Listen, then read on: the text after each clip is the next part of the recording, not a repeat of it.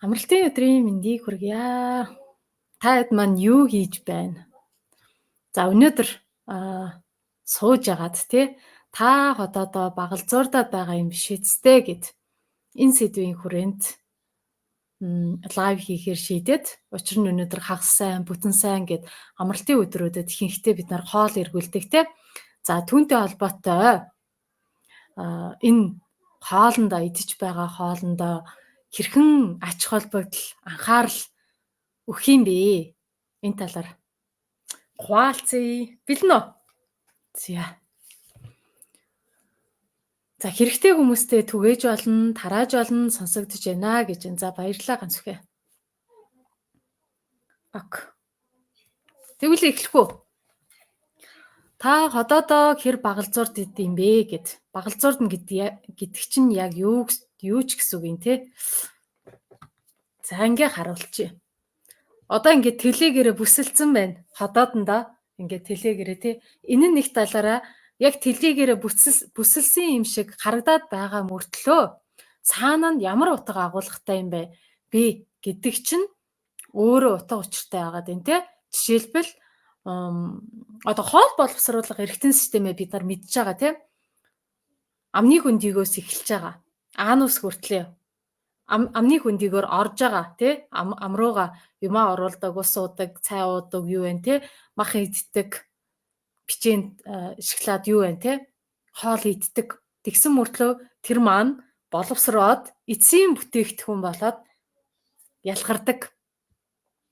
За тэгэхээр энэ замыг туулахдаа энэ хоол гэдэг зүйл маань маш олон зовлон үздэг. Нэг талаар олон юмыг дамжлах, шат дамжлагаар явж байгаад эцсийн бүтээгдэхүүн болоод тэрнийхээ үр шим нь таны эрүүл мэнд бий болцсон байдаг хэвгүй юу.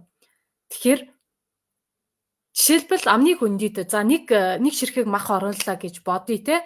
За нэг махныхаа найрлаганд нь олон зүйлүүд байгаа. Төмөр нь байна, кальцин байна, те уураг нь байна.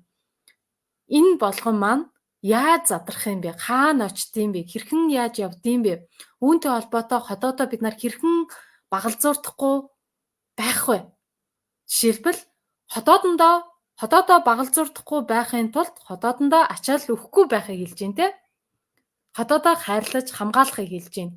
Ходоодондоо ачаал өгөхгүй байхын тулд юунаас эхлэх юм бэ гэвэл яг амны хөндийгөөс эхэлж байна. Жишээлбэл одоо би ярьж байна. Та ингээд өөрийн мэдлгүй эсгэлэн одоо хүнс лимоныг ингээд төсөөлөд үзье те. Лимон бодогдохороо шууд мэдрэмжээрээ амны хөндөд шүлс бий болдог те. Тэгж гин үү? За лимоныг ингээд төсөөлөд үзтээ амны хөндөдөө ингээд орлоо гэхэд шууд ингээд арааны шүлс асгараад шүлс ялгарч гин. За мах идэхээрээ яг тэгж бол ялгарахгүй. Яагаад?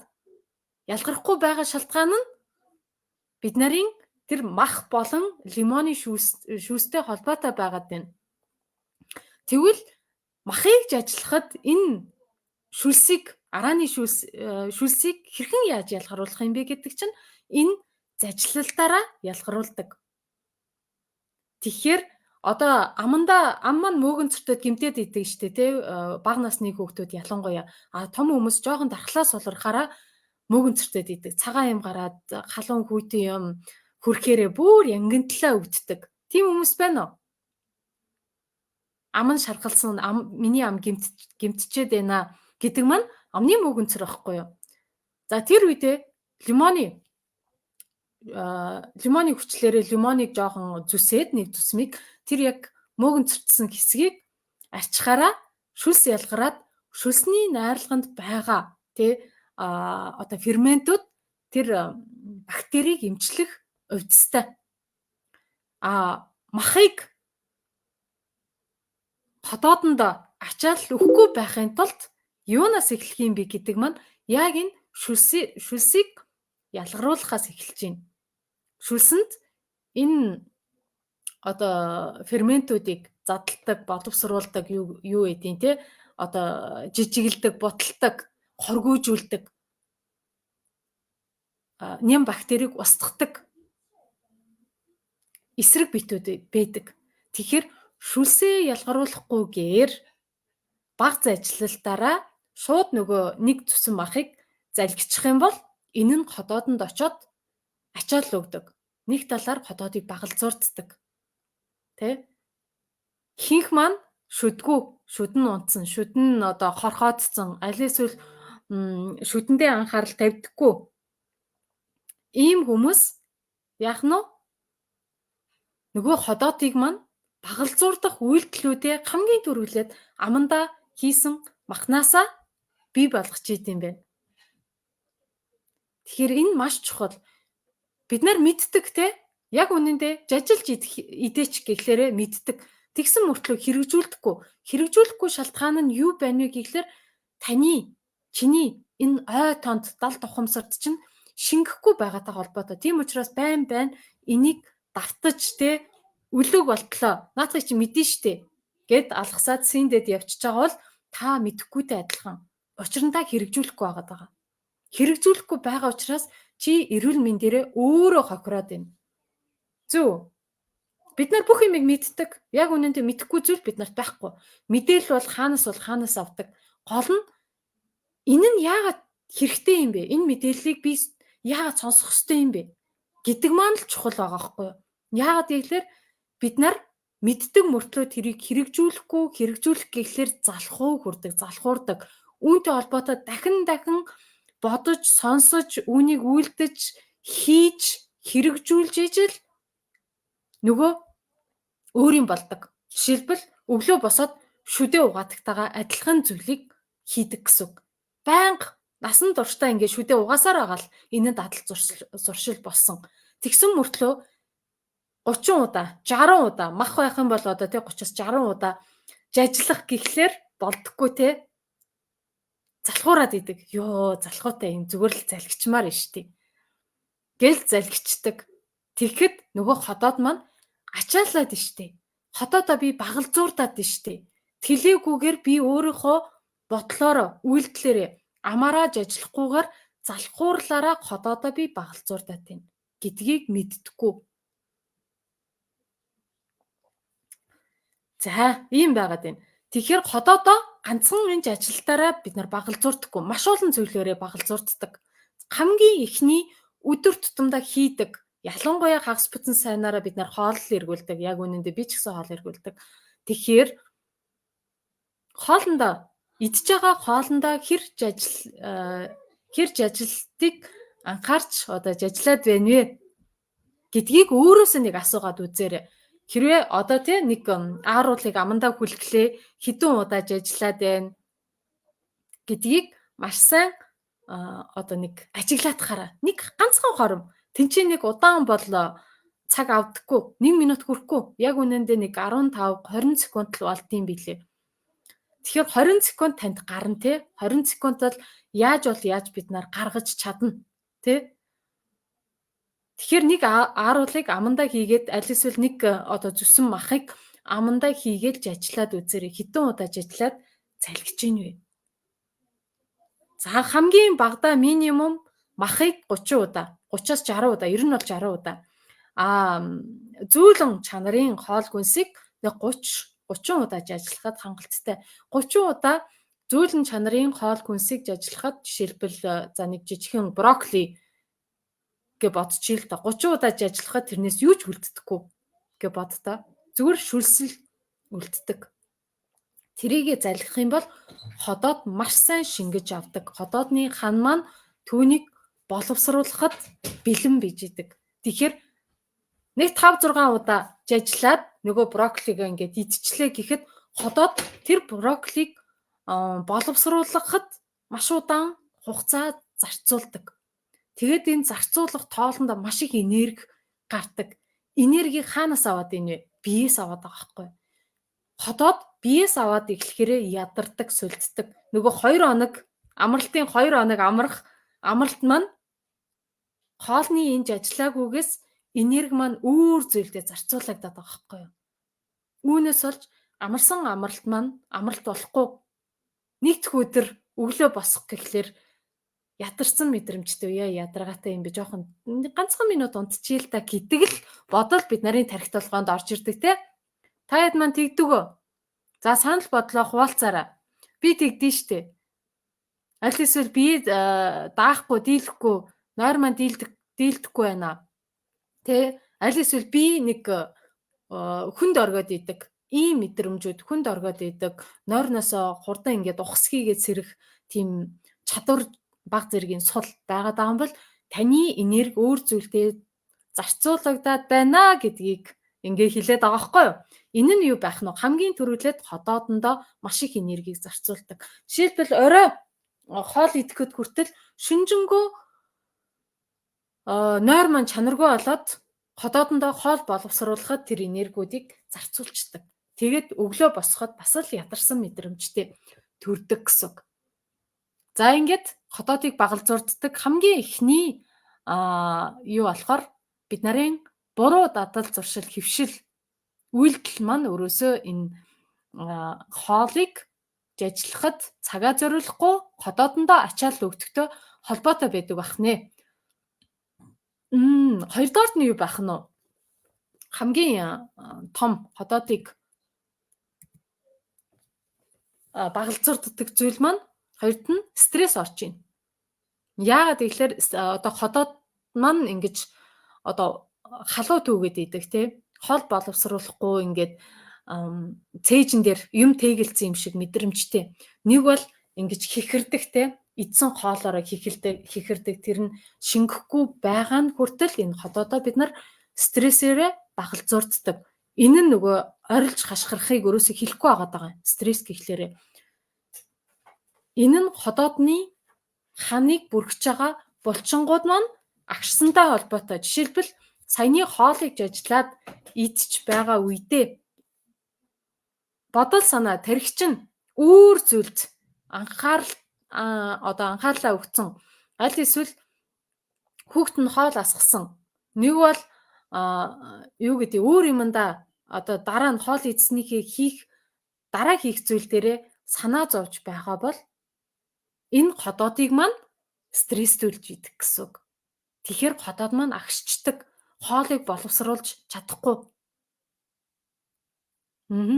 За салман маань ажлын онцлогоос шалтгаалж хоол хурдан иддэг болцсон гэж байна. Харин тэгэхээр бид нар ажлын онцлогтой байж болно. Гэхдээ чи өөртөө хэр цагийг зориулах вэ гэдэг цагийн менежмент ч юм уу өөрийнхөө одоо хайрлах ухаан гэх юм уу одоо энэ чинээр байгаад байна те. Ходоодоо хайрлах ухааныг суралцах хэрэгтэй байна гэсэн. Жишээлбэл өглөө өдөр оройны хоол өдөрт нэг 3 удаа хоол идчихин тий. Аль эсвэл нэг 2 удаа хоол иддэг хүмүүс байгаа. Нэг бол өдөртөө 1 удаа хоол иддэг. Бусад үедээ хөнгөн зүйлүүдээрээ арга цаагаад өнгөрдөг хүмүүс байгаа. Тэгэхээр за би болохоор ингээд 3 удаа хоол гэд тооцоолчих заяа. Тэгээ 3 удаа хоол идий. За өглөөний хоол, өдөр оройны хоол хамгийн багадаа нэг 20 минут зориулахад хангалттай. Нэг удаагийн хоолндоо 20 минут гэхлээрээ 20 40 60. Тэгэхээр өдөртөө хоол идэхэд бид нар 60 минут буюу 1 цаг зориулд юм байна. Тэгэхээр өглөөний хоолндоо 20 минут зориулахад 1/5 хоолныхоо орц одоо порцуудыг жажлах хугацаа хангалттай байдаг гэж үздэг. Тэгэхээр хоолндоо жишээлбэл нөгөө өөхтөс, нүүрс ус, уург тий энэ 3 найрлагатай байдаг. Энэ 3 найрлагынхаа хамгийн их жажлах хэрэгцээ шаардлагатай нь одоо махан төрөл байдаг шүү дээ. За өглөөдөө тэгтлээ бид нар нэг мах эднэр идээд идэхгүй за нэг өндөг мөндгөөр аргалаад тий өглөөний хоолндоо арай 20 минутаас бага цаг зориулдаг. За өдрийн цагаар хоол идэхдээ бид нар тий хүнд ачаалтаа биеийн хүчний дасгал хийдэг, ажил хийдэг юу гэдэг нь оюуны маш их ачаал шаардсан ажилтай байх юм бол 20-с нэг 25 минут, максимум нэг 25 минут, за минимум нэг 15 минут хоол идэхэд зориулна гэдэг цаг хугацааг өөртөө өгөх хэрэгтэй. Эхлээд чи өөрийнхөө цагандаа эзэн байхгүй бол ажлын цаг дуусахгүй. Хизээч дуусахгүй. Тэгэхээр энэ цагийг би ятгахтаа хамгийн багадаа минимум 15-аас 25 минут би өдрийн хоолоо идэхэд зориулна гэдэг хатуу шийдвэрийг чиний хувьд гаргах хэрэгтэй байна гэсэн. Гаргаагүй учраас ажлынх нь ажлын онцлог тийм юм а гэдэг зүйлээрээ байнга бид нар амьдралын боол, ажлынхаа одоо боол нь болж хувирчдаг гэсэн үг. Тэгэхээр өөрснөө эхлээд шийдвэр гаргачих. Шийдвэр гаргасан үедээ энэ цаг хугацааг яаж олгодог гэхгүй юу? 15-аас 25 минут. Ямар ч ажлын нөхцөлд энэ цагийг гаргаж өгдөг. Зөв. За гаргахгүй нэг 5 минутын амралтай байх юм бол тэрийгэ зохицуулж болно. Хэний төлөө юм бэ? Бид нар өөрсдийнхөө төлөө тий. Та өөрийнхөө төлөө, эрүүл мэндийн төлөө энэ амандаа орж байгаа хоол хүнсийг хэрхэн одоо боловсруулж гаргаад одоо хоол боловсруулах эргэтэн системийг ачааллахгүй байхын тулд бид нар эхлээд өөрсдөө хариуцлага авах хэрэгтэй. Хариуцлага гэдэг маань би өөртөө энэ цагийг гаргана гэдэг хариуцлагыг дээр нь энийг би одоо ажил олгогч нартаа санал болгоод өөрийнхөө санал бодлоо илэрхийлэхээсээ эхэлдэг гэсэн үг. Зөв.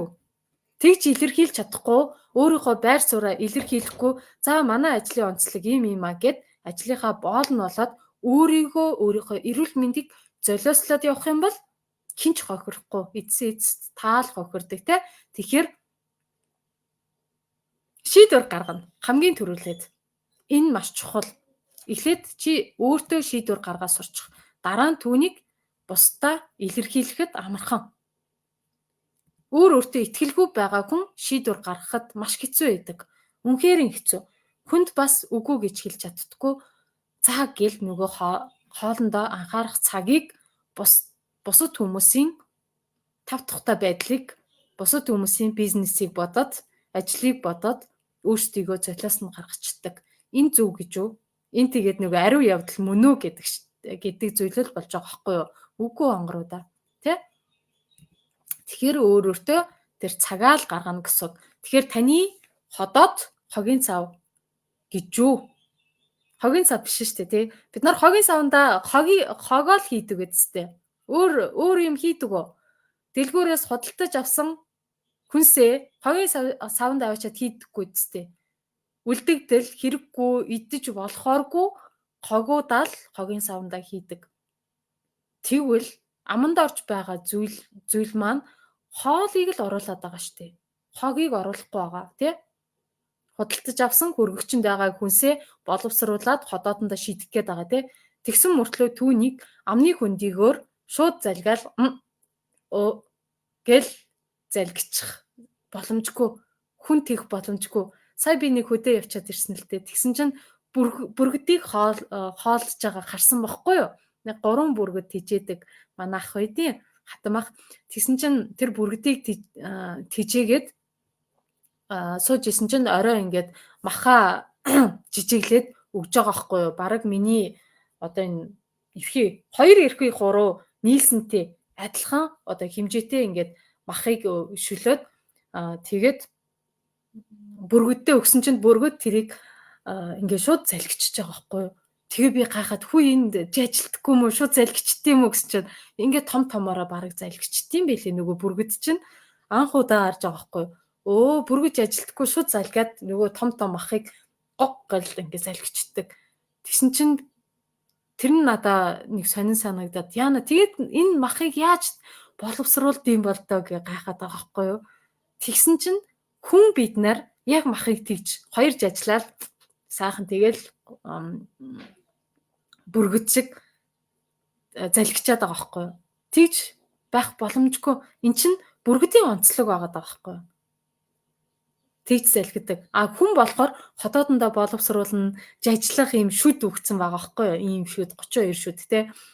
Тэгээ энэ шүдээрээ жажил гэд өгчөөд байхад бид нэр тэгж ажиллахгүй сайхан нөгөө бүргэд шиг залгаад идэг тий. Бүргэдэд болохоор ингэж нөгөө нэг тэр махыг үлгэж авах гэх юм уу ингээд тонших хушуул өгөгдсөн тэрүүгээрээ амандаа хийгээ шууд залгих л үйлдэлтэй. Тэрнээс биш бүргэдэд ямар нэгэн тийм шүд байхгүй байгаа байхгүй юу? Сонирхолтой байгааз. Тэгэхээр шүдтэй юм бол жажил гэсэн үг. Тэгээд яах гэж жажлахгүй залгаад байгаа юм тий. Тэгвэл наад шүд чинь ямар хэрэг байгаа юм? шүдний ашиг тусна юу юм? Тэгвэл наадхаа өглөө болгоно яах гэж угаагаад байгаа ерэн тий. Моо дуусгаад. Хайр мөнгө штэ тий. Тэгэхээр чин энэ махыг чин чи жажлаа гэд өвчөөд ахад нөгөө шүдийг ашиглахгүй сайхан тий. Тэгсэн мөртлөө нөгөөдхийг хайрлаж байгаа гэж угаадъя. За.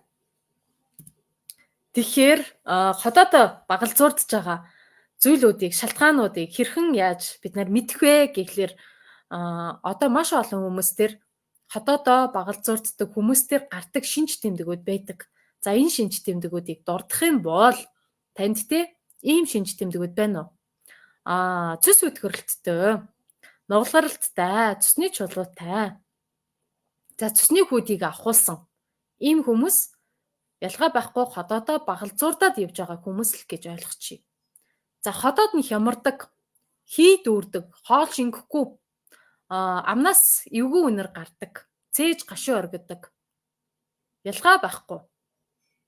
Яг ийм шинж тэмдэг танд илэрээд байгаа бол та ходоодоо багалзуурдаад байгаагийн шинж. Илүү л жинтэй, хавантай. Одоо хөлийнхөө шилбээр хаван тулсан байдэн штэ. За харшилтай. Харшил зовоогоод хавар намартай байнга тий. Модны үртэс юу вэ тий? Модноос тэр нэг салхилахаараа юу яадаг нэг хийсдэг нэг цагаан юмнууд хамрандаа ирээл наалдаад найтаагаад харшил хөдөлгөөд идэв штэ. За энэ иймэрхүү ямар ч төрлийн харшил байж болно. Биер чинь ямар ч төрлийн харшил одоо туурал, захтнаа, экзем, псориоз юу ч байж болно. Тэр болгон маань ходоодоо багалзуурдж байгаа шинж тэмдгүүд. Үе мөчний өрөвслүүд байна. Үе мөч байж болно, ревматоидны артрит одоо биен дээр ямар нэгэн өрөвслийн шинж тэмдгүүд, чих хамраа олон өрөвсөл жишээлбэл элэгний өрөвсөл, бөөрийн өрөвсөл, одоо нойр булчирхааны өрөвсөл, одоо өрөвсөл гэж нэрлэгддэг эд эргэтэн тийм нэршилтэй байгаа бол та ходоодоо багалзуурдаад байна л гэсэн үг.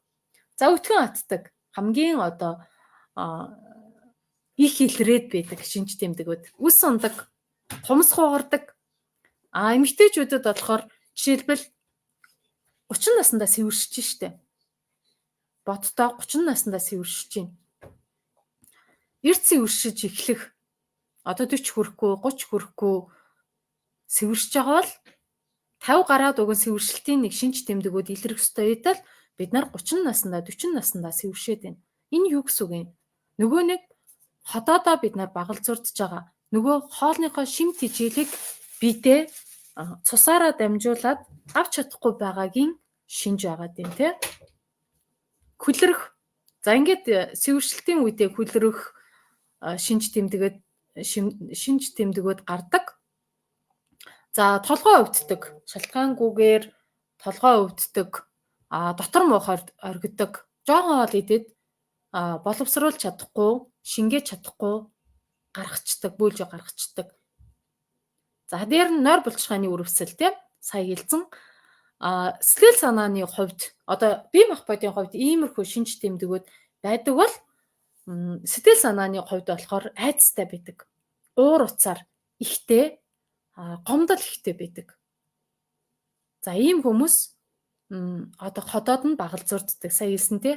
Стресс гэдэг зүйл маань ходоодны одоо шархлаатай болоо ходоодны дархлаас улархаараа хеликобактертэй болдсон шүү дээ. Ер нь бол хеликобактерийн дөрвөлсөн үйлчлэгээтэй эмнүүдийг ууж ижил нэг идэх юм шиг бид нар сандаг. Үгүй хүн болгонд далд ч юм уу одоо юу байдаг аахгүй юу? Нэг хүн залгаад бах юм. Одоо хеликобактериуд байдаг. Хүн болгонд байгаа. Гэхдээ яагаад тэр хүн болгон дээр илэрхгүй байгаа юм бэ? Яагаад танд илрээд байгаа юм бэ гэдэг шалтгаан нь ходоодны дархлаас суларсантай холбоотой байгаад байна. За ходоодны дархлаас суларна гэдэг маань юу гэсэн үг юм бэ? Саяны ачаал ихтэй байгаа байхгүй юу? Стресс ихтэй юм. Үүнтэй холбоотой булчингууд маань агшиж гөрвөлзөх хөдөлгөөнийг хийж чадахгүй боловсруулж чадахгүй хэрэгтэй шаардлагатай ферментүүдийг, шүүрлүүдийг ходоодны булчирхаануудаас ялгарч чадахгүй болохоор орж ирсэн хоолыг шингээж чадахгүй болохоор нөгөө бие маань ачаалаад ирдэг. За үүнтэй холбоотой цус багталт бий болно. Жишээлбэл махыг шингээж чадахгүй юм чинь махны орцонд байгаа, найрлаганд байгаа цусыг шимжүүлээд идэг, цусыг тижээгээд идэг эрдэс бодисууд төмөр, витамин одоо B12, фоли хүчил эднараа авч чадахгүй гэсэн үг шүү дээ. Зөв. Тэр чинь хамгийн түрүүлээд нөгөө ходоодоо бид нар багалзуурдсантай холбоотой энэ шинж тэмдгүүд илэрч байгаа гэсэн үг. За аутоиммуны өвчнүүд байгаа. Аутоиммуны өвчин дотроо 400-аад өвчнийг нэрлэж болтыг.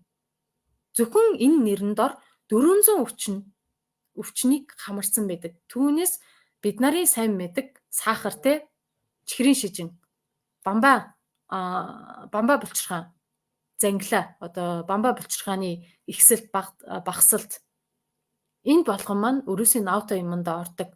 Ревматоидны артрит байна, бид нарын мэддгээс өөр юу байд юм? Дээр нь нурууны суулттай хүмүүс дээр.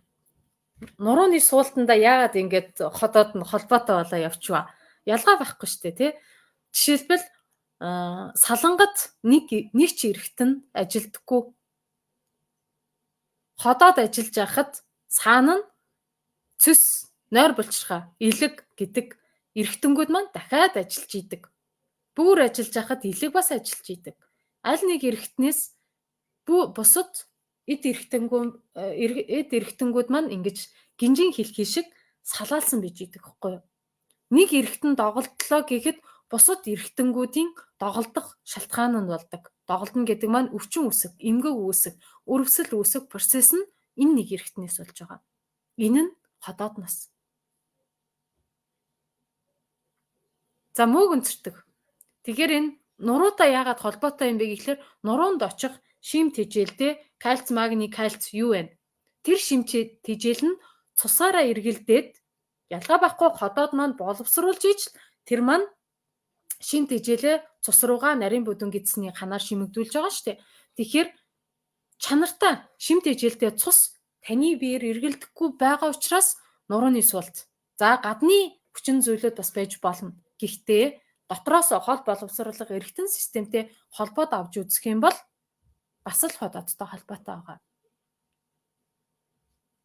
Нөгөө сэтгэл зүйтэй ялгаа байхгүй нуруу маань холбоотой байгаа. Нуруу маань өвдөж ийна гэвэл өвддөг. За өвдөхгүй байна гэвэл өвдөхгүй. Ийм л ид шийдтэй.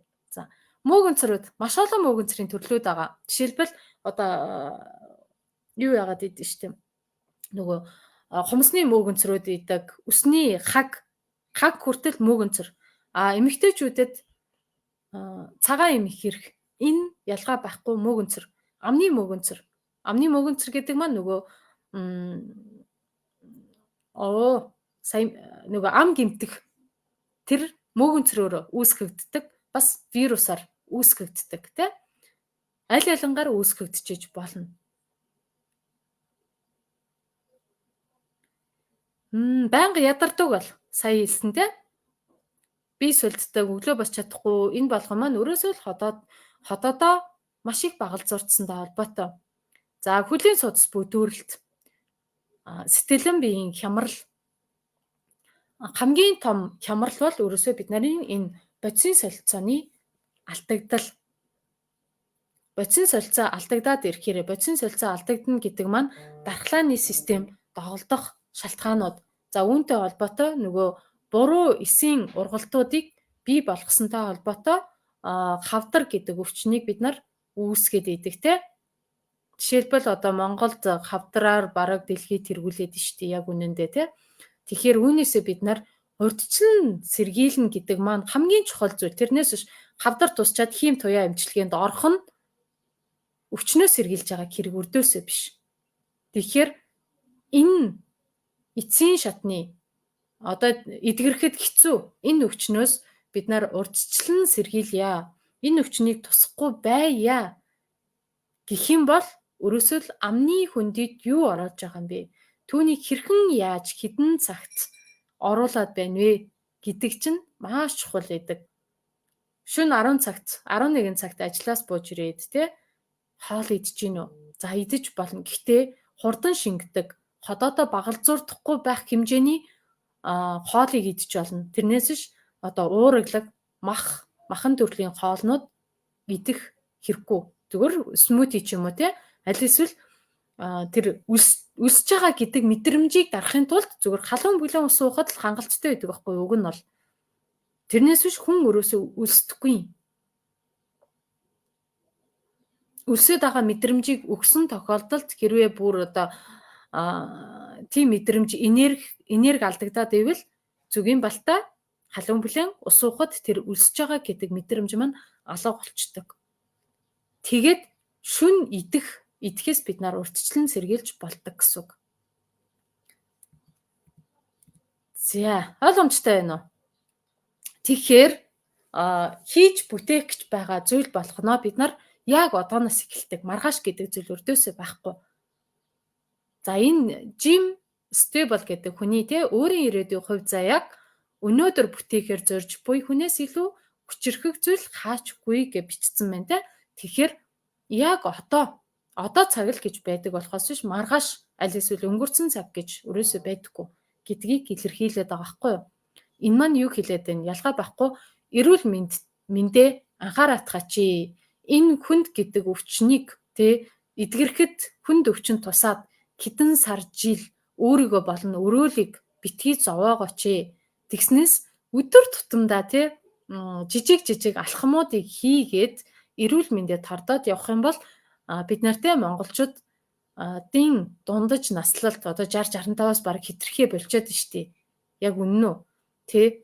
Ятгахтаа нэг 80 хүрчмээр нь штий дундаж наслалтаа. Тэхийн тулд бид нарын энэ ухамсартай холбоотой байгаад байна. Хин нэгний иргэшээлт, хин нэгний өгөнд орохгүйгээр өөрийн гэсэн толгойтой, өөрийн гэсэн ухаантай, өөрийн гэсэн үнэт зүйлтэй, өөрийн гэсэн өөрийгөө хайрлах юу гэдгийг нэг баримталдаг зүйлтэй хийдэг жижиг алхмуудтай баймаар байна гэдгийг уриалж шүү. За санал нэг байна уу? За өнөөдрийн сэдв таалагдсан уу? Авах гээх зүйлүүд байна уу? Юу хэрэгжүүлмээр байгаад байна?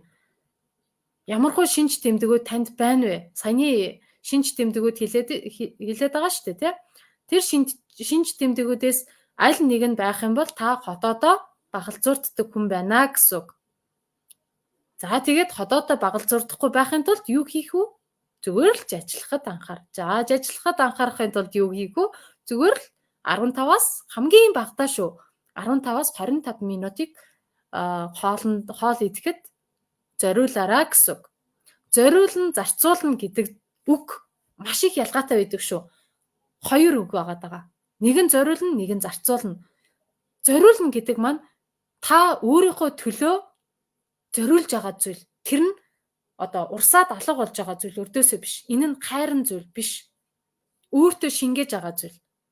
Зарцуулна гэдэг маань 0-д хийгээд асгаад 0-ийн усаа татсантай адилхан тас алга болж байгаа зүйл. Танд ямар нэгэн үр өгөхгүй байгаа зүйлийг зарцуулсан гэж үздэг байхгүй юу?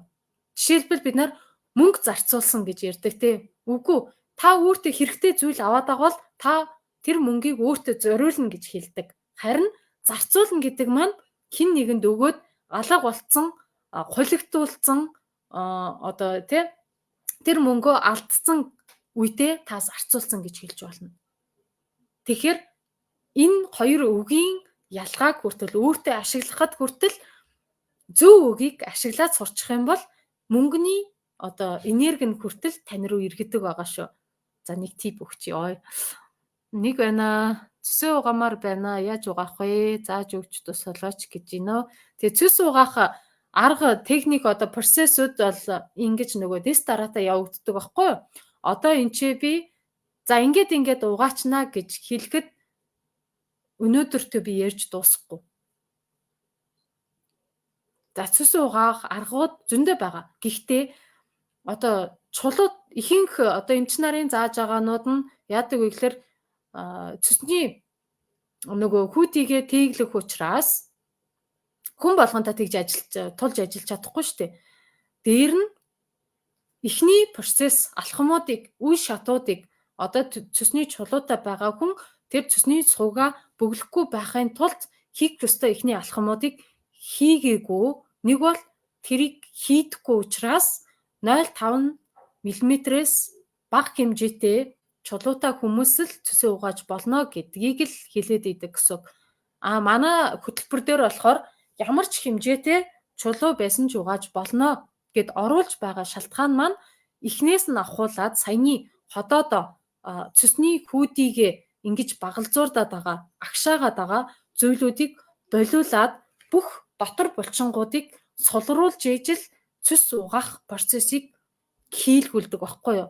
Тийм учраас цусны чулуутай хүн угааж болно гэд ам дүүрэн итгэл төгс хэлдэг. Тэрнээс биш зүг зүгээр яжгаад өнөөдөр ингээд цусээ угаачч болно гэд өнөөдөртөө угаалгах боломжгүй. Учир нь тэр хүн одоо эхот харуулаад цусны чулуутай байна уу, чулуугүй байна уу гэдгийг мдээгүй байж болно шүү дээ.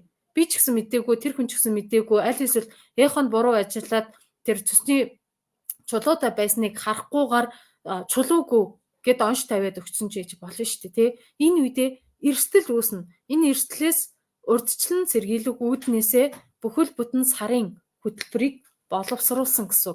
За тэгэхээр энэ дээрээ юу заадаг вэ гэхлээр эхний 2-7 хоногт өрөөсөө саяны дотор булчингуудыг тэр бүх эд эрхтэнгүүдийг дотор эд эрхтнүүдийг ингээ багалзуурдаад байгаа булчингуудыг агшаагаад байгаа одоо шалтгаануудыг эхлээд таниад мэдээд түүнийг солруулна. Тэгээ 3 дахь 7 хоногт бие цэвэрлэх буюу цөсөө цэвэрлэх нь маш амархан. Тэрийг нэг л өдрийн өдөртөө хийгээд дуусчихна. Нэг л өдөр биш ээ. 6-8 цаг зориулдаг л та цөс цэвэрлэхэд.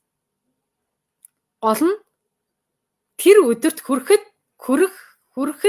тэр анхны буюу эхний хийх ёстой алхмууд нь маш чухал.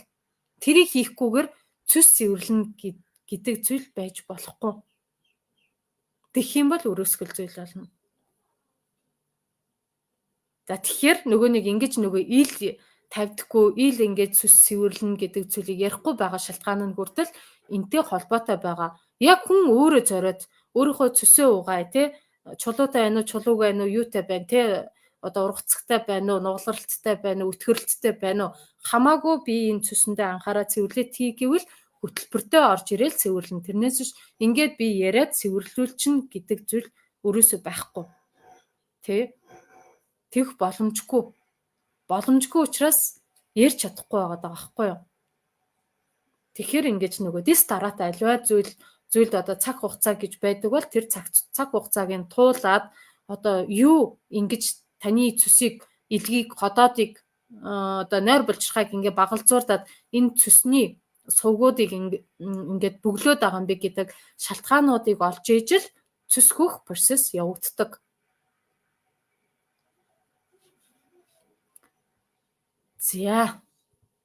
За хөтөлбөр болохоор сая 8 сарын 26-нд эхэлсэн явж гин. Анхны одоо эхний уулзалт маань маргааш 9 сарын 1-нд болохын. Тэрнээс өмнө бүртгүүлээд ороод ирж болно. Учир нь нөгөө хичээлүүд маань 7 хоногоор ингээд нэгдээд явдаг. Тэгээд 7 хоногийн хичээлийг манай оролцогч нар маань үзээд явж байгаа. Маргааш тэнцэнээс одоо тухайн хүнтэйгээ ярилцаад одоо саяны хэлээд байгаа шүү дээ, багалзуурдаад байгаа ямар шалтгаан, сэтгэл зүйн ямар шалтгаан байна вэ гэдгийг олж хараад түүнийг ямар арга замаараа одоо хөтөлбөрт ямар техникүүд өгөгдсөн байна вэ, тэрийг одоо түлхүү хийгээд хэрэг, энийг хийгээд хэрэг гэдэг заавар зөвлөгөөнүүдийг бид нар өгдөг байгаа. За хөдөө орон нутгаас орж болох уу? Болно. Ер нь бол нөгөө хөтөлбөр болохоор 100% онлайнаар та сүлжээтэй газар байх юм бол шууд Facebook дээрээ халттай групп дээрээ хичээлүүд нь нэгдээд тэнцээ бүх одоо үйл явдал процессууд нь болдог гэсэн. Тэгээ Ганболт маань танд хувь чатаар нь юу ачи мэдээллийг явуулчих. За ер нь та нөгөө группт нэгдээгүй юм шиг байна шүү дээ, тэ? эрүүл бие бүтээх нууц гэдэг групп байгаа. Тэнцээ нэгдэх юм бол 5 хоногийн үнэгүй хичээлүүд байгаа. Тэнцээ ороод бүх мэдээллүүдийг авах боломжтойгоос гадна та өөрийгөө гэрийн нөхцөлд онцлох, эмчлэх, шинжлэх аргуудыг тэр 5 хоногийн үнэгүй хичээлээс бүгдийг бараг сураад авах боломжтой шүү. За ийм байна. Ингээд амжилт хүсье. Сайхан амраарай. Амралтын өдрийг сайхан өнгөрүүлээрэй гэж хэлээд өнөөдрийн лайвыг ингээд өндөрлөе. Ажил үйлс нь тавлаг өндөр байж та эдийн маань эрүүл сарвал өндөр оршороо гэж хүсье.